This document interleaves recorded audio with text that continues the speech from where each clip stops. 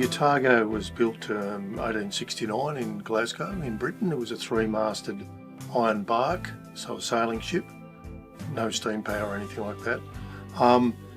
And broadly it was engaged in voyages south to Australia at an early date. And the period we're looking at, Joseph Conrad was involved, was about 1888, 89, it was around Australia. It eventually ended up in Hobart itself in 1903 when it was made redundant, came out here, and then it was gradually used as a coal hulk for quite a few years.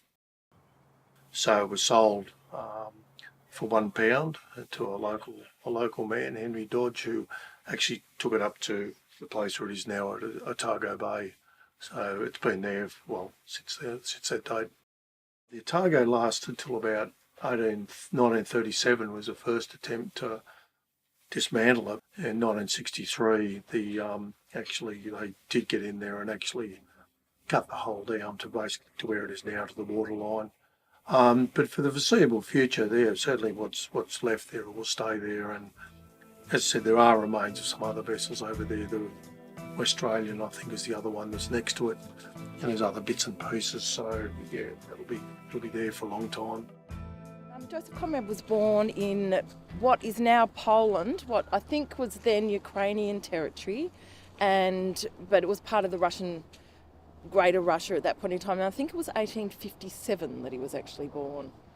So he was crewing on this vessel, and the captain literally got cabin fever, so he locked himself in his cabin. So I'm not sure what kind of episode he was having, but he ended up being moved to the side, and Conrad stepped up and took the command then.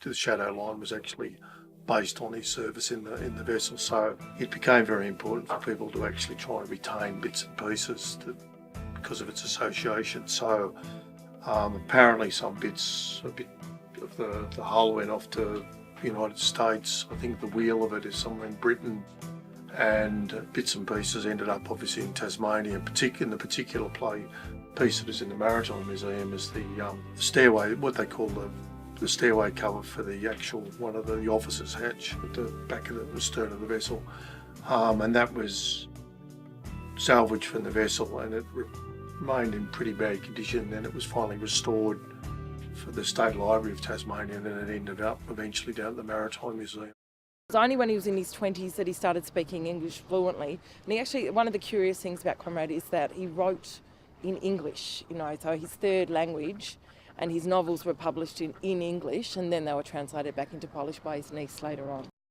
The most famous novel of his is The Heart of Darkness, and I think that really gained its fame for our generation when it was turned into a film by Francis Coppola in the 1970s. Typhoon is actually my favourite, so it's a longer short story, and I think Typhoon's probably the best story of a storm at sea. It's just, he really captures that. One of the interesting things about him, even though we know him as a writer of the sea, he really didn't like being pigeonholed as a writer of the sea. Apparently he thought that it diminished his literary output just to be called a writer of the sea. This vessel for me is a significant part of maritime history, and it's a significant part of literary history. And I think, as much as we can fetishise a book or fetishise the literary output by wanting to touch things that those writers had touched, but the very fact that Joseph Conrad was such a significant writer of the 20th century, such a significant modernist writer, and the fact that he was writing in his third language with such incredible, beautiful and articulate language, really makes this vessel a perfect thing to have on Tasmanian shores.